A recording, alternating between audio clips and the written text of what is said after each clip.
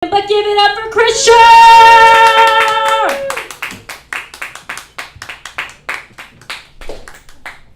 So transitioning is neat. I used to be a pretty short guy, and now I'm just a regular-sized woman. As a guy, my dick was fairly average, but as a woman, it's just way above the mean. It's one of my proudest facts. I like going up to women, and I'll be like, so how big's your dick? She'll be like, I don't have one. And I'll be like, yeah, well, I do. I got a girthy, estrogen-filled lady boner.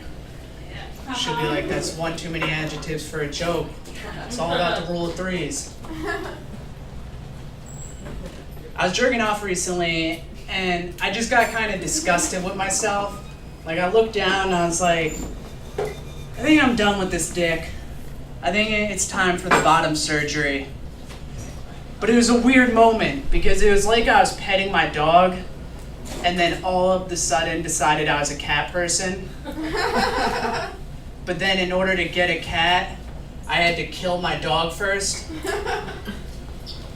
Here's the thing, once you kill that dog, it's dead. You're a cat, like, you can get a different dog back, but it's fucked up. It's seen some shit. It's not the same anymore. I found out recently that if I was gonna get the bottom surgery, I'd have to go to Thailand, which makes a lot of sense. I mean, they've had ladyboys forever. They can do anything with a penis. They can turn a dick into an unredacted copy of the Mueller report. They're very crafty with a penis. They're like Native Americans. Nothing goes to waste. The penis is turned into a vagina and the two balls into turquoise earrings. It's lovely. Not used to having boobs. It's not like they're knocking things over, although my nipples are definitely getting ideas. I'm kind of worried, like my nipples just kind of keep growing. They're getting out of control. Like I'm worried I'm gonna have nipples out to here, but no breast under them. Like just some 1950s cone boobs that are just all nipple. Also, I'm not used to having to hide my nipples. Like, do you know how many people have seen my nipples? At least like 15,000. And that seems like a lot. How many people are at Average Beach? And what priest do I know? I can't serve in the military.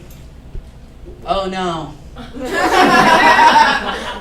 Oh God, there goes my dreams. I was supposed to be in boot camp today, but I'm here instead. I'm trans. I don't know how well I fit into the LGBT community, just because I don't have really any pride. Like, I'm not very proud about anything. The last time I was proud was when I froze my sperm. Because if you didn't know, before you start hormones, you have to freeze your sperm, because the estrogen just makes it so you stop making it. So one day you jerk off and you expect cum and there's just nothing. Which is, you're like, that's kind of nice. Like, I can just roll over and go to bed without cleaning up now. It's handy. But no, you have to freeze your sperm, and it's a fun process because it's an hour-and-a-half interview followed by jacking off in a closet. And my favorite part is, what should we do with the semen in case you die before you take it out?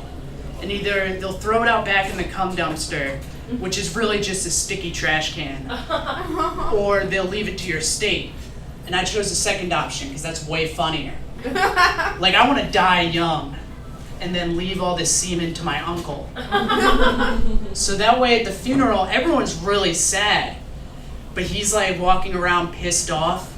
He's like, yeah, rest in peace, but what the fuck am I gonna do with all this jizz? God damn it, Mr. Funny Guy got me one last time.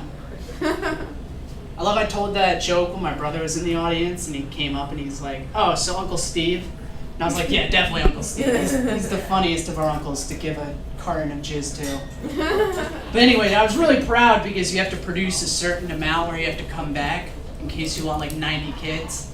And I walked out of there, I'm like, oh, I'm definitely gonna have to come back. And then I called him up a week later, and I was like, so do I have to come back? Did I make enough? And he chuckled, he's like, no, you're good. And I was like, oh, how much did I produce? And he was like, 20 vials.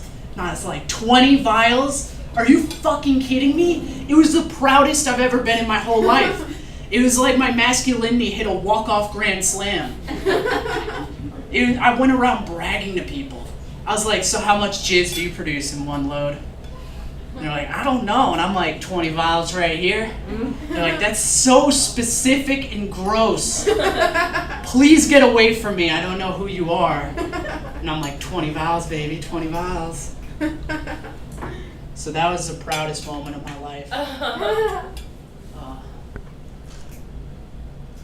I have a couple desires in life. They're not big. I really want to be called ma'am. Like, I get called sir and miss a lot, but I'm just waiting on that ma'am. And it's like, it's an Uber thing, because I drive Uber, and so people will look at the back of my head and they'll be like, hey sir, hey man, hey miss. But I just want that fucking ma'am.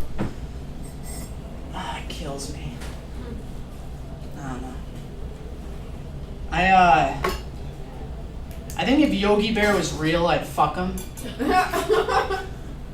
Just sounds nice. Like, we could fuck and then I could cuddle with a bear for the rest of the night.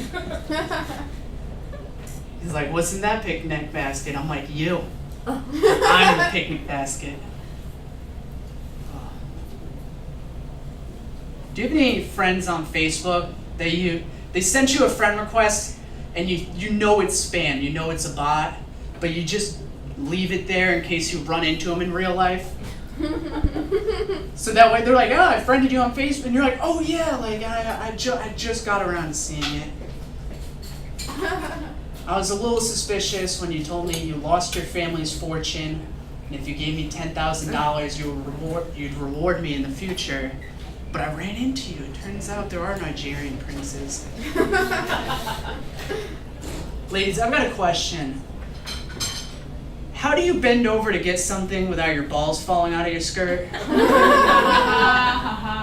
I was gonna like Kaepernick it, but that's just a tea bag if you really think about it. It's impossible. An old Italian man saw my balls at the train station. I'm really upset about it.